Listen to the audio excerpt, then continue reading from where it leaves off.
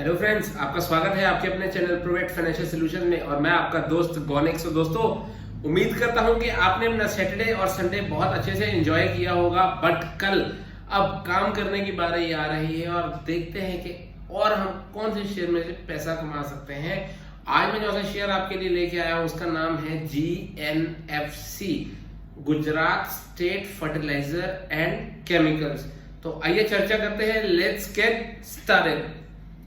GNFC यानी Gujarat state fertilizer and chemical limited is engaged in the development of crop nutrition solutions. The company operates through two business segments, fertilizer products and industrial products. Right? अभी आपको introduction पता लग गई है। एक small cap company है जिसका stock market में रैंक 435 है। आगे प्राइस चार्ट की बात करें तो शेयर ने पिछले एक महीने में अपने शेयर होल्डर्स को तकरीबन 35.5% के शुद्ध मुनाफा दिया है। और बात करेंगे पिछले एक साल की तो शेयर ने तकरीबन आपका पैसा डबल कर दिया है। एक साल में 96.39% के रिटर्न्स है एक साल में। और बात करें पिछले 5 साल की तो 5 साल में शेयर ने अंडर परफॉर्म किया है, तकरीबन 50% के रिटर्न्स है 5 साल में। और मैक्सिमम चार्ट की बात करें तो मैक्सिमम चार्ट पे इस शेयर ने 1505% के 1505% के पॉजिटिव रिटर्न्स दिए अपने शेयर होल्डर को। इस सन 2000 से लेके 2022 में शेयर का लो रहा है ₹1.62 का और हाई लगा है ₹198.80 का। ठीक है, अब बात करें GSFC का शेयर शुक्रवार को 176.95 रुपीस पे जाके बंद हुआ है। 3.06% की तेजी थी इसमें और ₹5.25 पड़े हैं इस शेयर में। अभी कुछ पॉजिटिव और नेगेटिव की बात करें तो करंट प्राइस जो है शेयर का वो इंट्रिंसिक वैल्यू से कम है, मतलब हमें शेयर सस्ता मिल रहा है। अच्छा पॉइंट है। एफडी रिटर्न से कंपेयर करें तो एफडी ने ज्यादा बेटर रिटर्न दिए हैं पिछले सालों में अगर शेयर होल्डर्स को।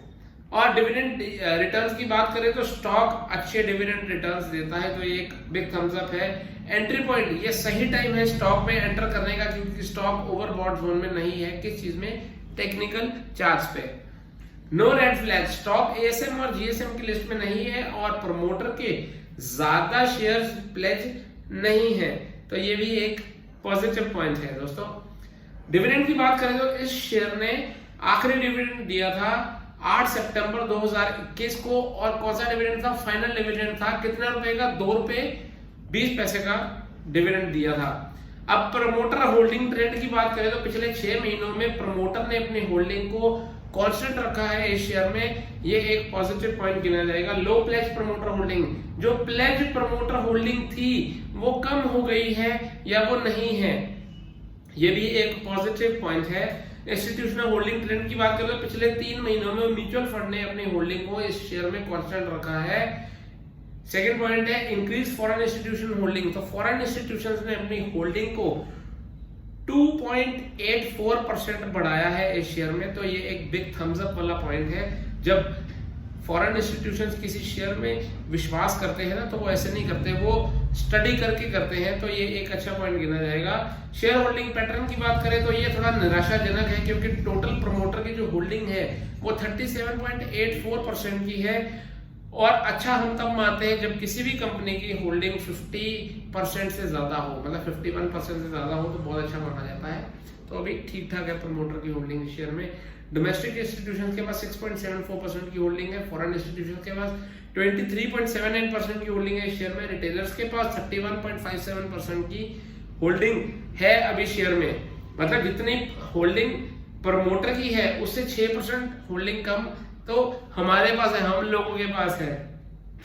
इनकम स्टेटमेंट की बात करें तो पिछले 5 साल में रेवेन्यू जो कंपनी का बढ़ा है वो 4.84% बढ़ा है और इंडस्ट्री का 7.19% बढ़ा है, तो ये एक नेगेटिव पॉइंट है। डिक्रीज मार्केट शेयर, पिछले 5 साल में मार्केट शेयर इस कंपनी का 6.27% से गिरकर 5.58% रह गया है, ये भी एक नेगेटिव पॉइंट है। Lower than industry net income, पिछले 5 साल में नेट इनकम जो ग्रो हुई है इस कंपनी की 1.59% से हुई है, जबकि इंडस्ट्री की एवरेज 31.88% की है। तो ये भी एक नेगेटिव पॉइंट है। पीयर कंपनीज की बात करें, उसकी पीयर कंपनीज है यूपीएल लिमिटेड, कोरोमंडल इंटरनेशनल और बेयर।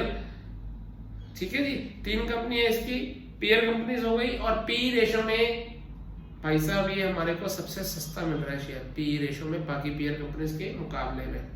अगर प्राइस टू बुक रेशो की बात करें तो प्राइस टू बुक रेशो में भी हमारे को ये अपने पीयर कंपनी से सबसे सस्ता मिल रहा है, तो हम इसे क्यों नहीं बाय करेंगे? फिर करेंगे ना। आगे मैं आपको टेक्निकल चार्ट का भी बताऊंगा। डिविडेंड यील्ड की बात करें तो डिविडेंड यील्ड भी इसकी ठीक ठाक है, ठीक है, डिविडेंड भी दे रहा है स्टॉक, तो ये तीनों पैरामीटर से तो ठीक बैठ रहा है। अब मार्केट कैपिटलाइजेशन पे देखते हैं कि कौन सा शेयर किस रैंक पे आता है। तो मार्केट कैपिटलाइजेशन के वाइज में पहला शेयर आता है यूपीएल, दूसरा शेयर आता है कोरोमंडल, तीसरा शेयर आता है बेयर, नंबर चौथा आता है चंबल फर्टिलाइजर, नंबर 5वां शेयर आता है GNVF Gujarat Narmada valley fertilizer, number 6 पे आता है फर्टिलाइजर एंड केमिकल, नंबर 7 पे आता है दीपक फर्टिलाइजर और नंबर 8वें पे हमारी कंपनी, यानी कि हमारी कंपनी मतलब जिसकी हम चर्चा कर रहे हैं आज, Gujarat fertilizer, Gujarat state fertilizer chemical number 8वें पे आती है। किसमें? मार्केट कैपिटलाइजेशन में। और फॉरकास्ट एंड रेटिंग की बात करें तो 100% मतलब जितने टेक्निकल एनालिस्ट या फंडामेंटल एनालिस्ट इसको ट्रैक कर रहे हैं वो सभी के सभी कह रहे हैं कि भाई साहब इस शेयर को बाय कर लो, बाय कर लो। अब टारगेट की बात करें तो आपको लेके चलता हूं टेक्निकल चार्ट्स पे। दोस्तों टेक्निकल चार्ट पे एक ब्रेकआउट हुआ है और शेयर चल रहा है अपने ऑल टाइम हाई पे, और ऑल टाइम हाई ये चल रहा है, उसका जो ब्रेकआउट हुआ है वो हुआ है 160 रुपीज पे, 160 रुपीज पे ब्रेकआउट हुआ है। स्टॉप लॉस की बात करें तो स्टॉप लॉस उसका रहेगा 156 रुपीज का, और टारगेट की बात करें तो टारगेट 1 रहेगा 220 रुपीज का। और आपको एक और चार्ट दिखाने जा रहा हूं, ये देखिए, ये चार्ट में क्या हुआ जी, ब्रेकआउट हुआ किस चीज का? इनवर्स हेड एंड शोल्डर का ब्रेकआउट हुआ। किस लेवल पे? 140 रुपीज के लेवल के ऊपर ब्रेकआउट हो गया। और अगर टारगेट की बात करें तो टारगेट इसका निकल के आता है 242 रुपीज का, और स्टॉप लॉस की बात करें तो स्टॉप लॉस थोड़ा डीप है, 137 रुपीज का स्टॉप लॉस है। तो हो सकता है कि शेयर यहां पे ना जाए, बट आपको 220 के लेवल तो पक्का देखने को मिलेंगे ही मिलेंगे, जब तक स्टॉक अपने स्टॉप लॉस से ऊपर है। और स्टॉप लॉस आपको मैं फिर बता रहा हूं 156 रुपीज का है। अब आपको लेके चलता हूं मूविंग एवरेजेस के। शेयर 50 डे, 100 डे, 150 डे और 200 डे सभी मूविंग एवरेजेस के ऊपर ऊपर ऊपर ऊपर ट्रेड कर रहा है और कह रहा है मैं बुलिश हूं, बहुत बुलिश हूं, बहुत बुलिश हूं। मैं नहीं कह रहा, चार्ट कह रहा है, टेक्निकल चार्ट कह रहा है, ठीक है। अब टेक्निकल इंडिकेटर की बात करते हैं। टेक्निकल इंडिकेटर्स पे काफी दिनों से हिस्टोग्राम पॉजिटिव बन रहे हैं, बट हिस्टोग्राम थोड़े छोटे हुए हैं क्योंकि इसके अंदर थोड़ी एक आधे दिन में सेलिंग आई है। ऑल टाइम हाई लगने के बाद थोड़ा शेयर नीचे आया था, हिस्टोग्राम थोड़े हल्के हुए हैं। आरएसआई की बात करें, आरएसआई 64 पे है जो कि बहुत बुलिश है। 50 के ऊपर आरएसआई बुलिश होती है और 80 के नीचे ये ओवरबॉट जोन में नहीं रहती, ये अच्छी काफी बुलिश माने जाते हैं इसको। वॉल्यूम की बात करें तो पिछले 3 दिन में वॉल्यूम कम आई है शेयर में, कम आई है शेयर में। डीएमआई की बात करें तो डीएमआई में जो ब्लू लाइन है वो एडीएक्स की लाइन है, वो स्ट्रेंथ की लाइन है, और स्ट्रेंथ कितनी है? बहुत ज्यादा स्ट्रेंथ है। किसके साथ है? ग्रीन लाइन के साथ, बायर के साथ। तो स्टॉक अपना आने वाले दिनों में टारगेट जल्दी पकड़ेगा। मेरी आपको कोई बाइक की रिकमेंडेशन नहीं है, मेरे पोर्टफोलियो में ये शेयर जरूर है, मैंने 2-3 दिन पहले इसके अंदर अपनी पोजीशन बनाई है, बट आपको रिकमेंड नहीं करता इसको बाय करने के लिए। आप अपनी स्टडी खुद कीजिए, जिम्मेदारी खुद लीजिए। वीडियो अच्छी लगे तो मेरे चैनल को सब्सक्राइब कर दीजिए, नोटिफिकेशन बेल आइकन को प्रेस कर दीजिए ताकि मेरी लेटेस्ट वीडियो आप तक पहुंच सके सबसे पहले। और शेयर कीजिए अपने फ्रेंड के साथ जिनकी आप केयर करते हैं, और लाइक और कमेंट तो कर दीजिए अगर आपको कोई प्रॉब्लम आती है। थैंक यू दोस्तों, लव यू, बाय बाय।